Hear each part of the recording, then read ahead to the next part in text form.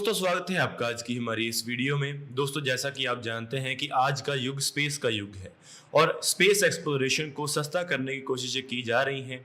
इससे पहले ऐसा हुआ करता था कि बहुत बड़े बड़े देश ही और बहुत बड़ी बड़ी इकॉनमी वाले देश ही स्पेस एक्सप्लोरेशन कर सकते थे।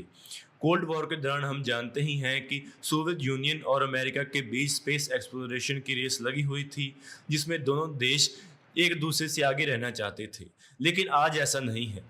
स्पेस एक्सप्लोरेशन अब एक फायदे का सौदा हो गया है और स्पेस एक्स जैसी प्राइवेट कंपनीज भी इस काम में आ गई हैं और स्पेस लॉन्चेस को काफ़ी सस्ता कर दिया है।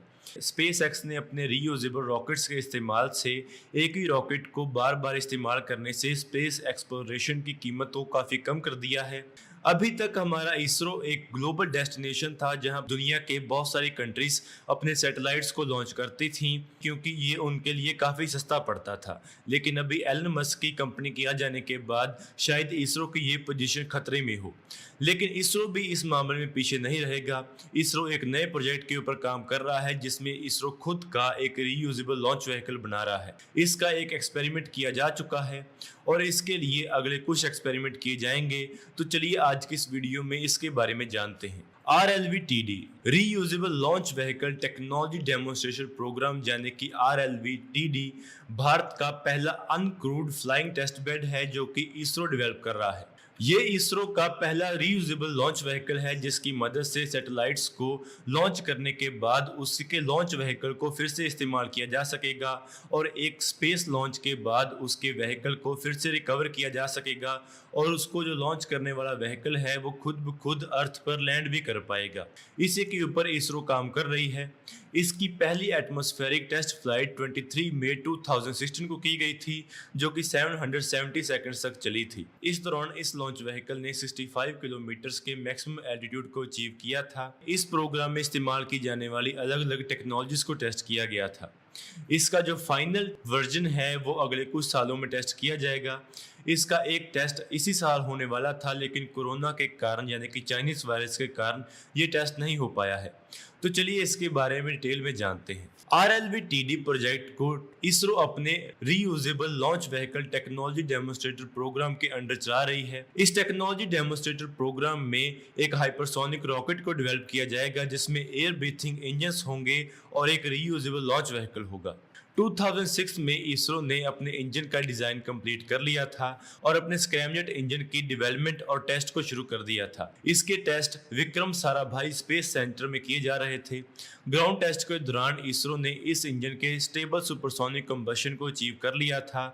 इसका जो इनलेट मैक नंबर था वो 6 था यानी कि इसने मैक 6 की स्पीड को अचीव कर लिया था और इस स्पीड को इसने 7 सेकंड्स तक सस्टेन कर लिया था। मार्च 2010 को इसरो ने अपने पहले नए साउंडिंग रॉकेट का टेस्ट किया था। इस नए साउंडिंग रॉकेट का वजन 3 टन था। इस रॉकेट के साथ इसरो ने एक पैसिव स्क्रैमजेट इंजन को भी लगाया था। ये रॉकेट 7 सेकंड्स तक उड़ा था और इसने 6 + 0.5 मैक की रफ्तार को अचीव कर लिया था यानी कि इसने 6 मैक से ज्यादा तेज रफ्तार को अचीव कर लिया था। इसके बाद 2012 में इसरो ने अपने रीयूजेबल लॉन्च व्हीकल के डिजाइन को नेशनल रिव्यू कमेटी से अप्रूव करा लिया। इसकी क्लियरेंस मिल जाने के बाद इसके व्हीकल को बनाना शुरू किया गया। इस व्हीकल को reusable launch vehicle technology demonstrator का नाम दिया गया। इसकी मदद से इसरो को उम्मीद है कि जो अभी लो अर्थ ऑर्बिट पर जो सैटेलाइट्स लॉन्च की जाती हैं उनकी जो कीमत है 1 किलोग्राम के लिए $20,000 है और इस नए रीयूजेबल लॉन्च व्हीकल की मदद से इसरो इस कीमत को कम कर $4,000 पर किलो तक ले आना चाहती है जो कि काफी सस्ता हो जाएगा और इससे इसरो को काफी फायदा होगा। RLV-TD को डेवलप करने के लिए बहुत सारी नई टेक्नोलॉजीज को टेस्ट किया जा रहा है जिसमें हाइपरसोनिक फ्लाइट, ऑटो लैंड और पावर्ड क्रूज फ्लाइट और hypersonic flight using air breathing engine propulsion और हाइपरसोनिक एक्सपेरिमेंट शामिल है। इस सिस्टम के लिए इसरो ने तकरीबन 4 टेस्ट प्लान किए हुए हैं जिसमें पहला टेस्ट HEX होगा यानी कि हाइपरसोनिक फ्लाइट एक्सपेरिमेंट होगा और इसके बाद LEX होगा जिसमें इसका लैंडिंग एक्सपेरिमेंट किया जाएगा और इसके बाद इसका REX होगा यानी कि इसमें इसका रिटर्न फ्लाइट एक्सपेरिमेंट किया जाएगा। इसके बाद इसका SPEX टेस्ट किया जाएगा, जिसमें इसके स्क्रैमजेट इंजन को टेस्ट किया जाएगा। जब ये प्रोजेक्ट पूरी तरह मैच्योर हो जाएगा और अपने फाइनल फेज में होगा, तब इस प्रोजेक्ट का फुल वजन 12 टन का होगा, जिसमें एक 1.75 टन का एक ऑर्बिटर होगा। 2016 में इस प्रोग्राम की पहली टेस्ट फ्लाइट की गई थी। इसमें इस प्रोग्राम की सब ऑर्बिटल टेस्ट फ्लाइट की गई थी। ये टेस्ट फ्लाइट 770 सेकंड्स के लिए चली थी, जिसमें इस व्हीकल ने 65 किलोमीटर के मैक्सिमम एल्टीट्यूड को अचीव कर लिया था और इसने 450 किलोमीटर के डिस्टेंस को कवर किया था। इसके बाद इस व्हीकल ने बे ऑफ बंगाल में एक पहले से तय किए गए स्पॉट में लैंडिंग की थी, और क्योंकि ये व्हीकल पानी में सरवाइव करने के लिए नहीं बना था, तो तब ये व्हीकल टूट गया और इसे बाद में रिकवर नहीं किया जा सका। इस टेस्ट में RLV-TD प्रोग्राम को एक सिंगल स्टेज सॉलिड बूस्टर के ऊपर लगाया गया था, जिससे कि स्ट्रैप ऑन बूस्टर जो कि पोलार सैटेलाइट लॉन्च व्हीकल के साथ इस्तेमाल किए जाते थे, उससे ड्राइव किया गया था। इस टेस्ट के दौरान जो इसका पहला बूस्टर सेक्शन था वो 91 सेकंड्स के लिए चला था, जिसके बाद ये बूस्टर सेक्शन RLV-TD प्रोग्राम से अलग हो गया और इसके बाद ये व्हीकल अपने सब ऑर्बिटल एल्टीट्यूड जो कि 65 किलोमीटर का था वहां पर पहुंच गया।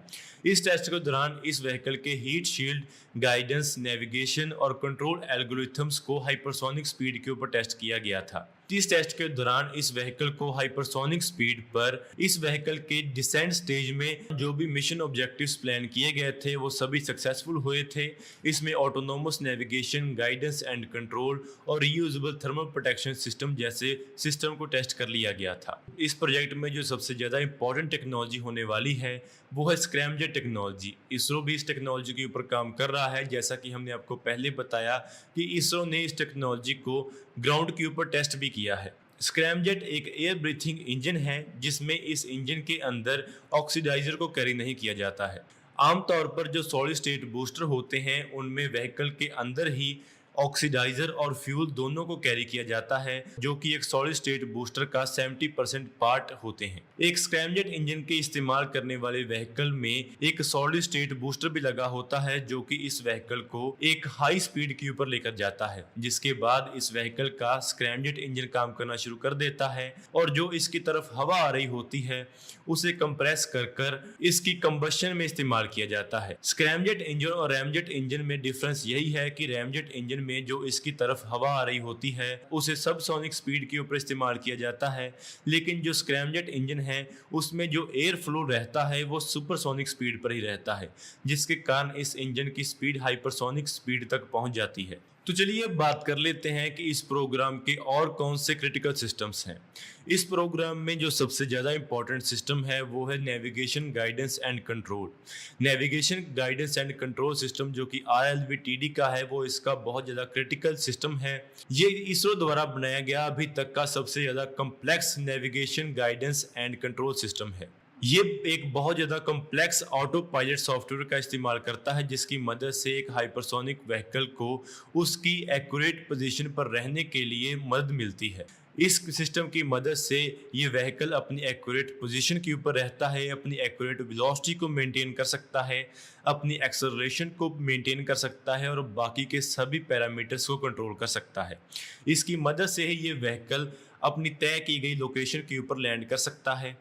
इसके साथ ही इस प्रोग्राम में एक नेविगेशन सिस्टम जो लगाया गया है वो एक इनर्शियल नेविगेशन सिस्टम है, जिससे कि GPS से मदद मिलती है।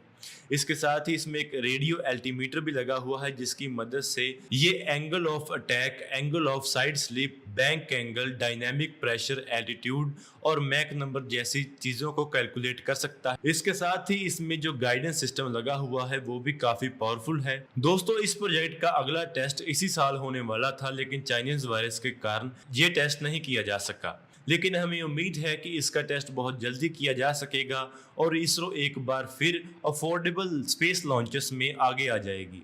इस नए प्रोजेक्ट के साथ हमारे मिलिट्री लॉन्चेस भी काफ़ी सस्ते हो जाएंगे। हम इतने सस्ते मिलिट्री लॉन्चेस कर पाएंगे कि युद्ध की स्थिति में भी हम अपनी ज़रूरत के हिसाब से ही इमरजेंसी पर अपनी सैटेलाइट्स को लॉन्च कर सकेंगे, जिसमें ऐसी टेक्नोलॉजी काफ़ी काम आएगी। और इसरो के एक स्क्रैमजेट इंजन को डेवलप करने के साथ ही और इस प्रोजेक्ट के सक्सेसफुल होने के साथ ही हम हाइपरसोनिक मिसाइल्स को भी डेवलप कर पाएंगे। तो दोस्तों, आज की इस वीडियो में इतना ही। अगर आपको ये वीडियो अच्छी लगे तो आप इसको जरूर लाइक और शेयर करें। Thanks for watching this video. जय हिंद, वंदे मातरम।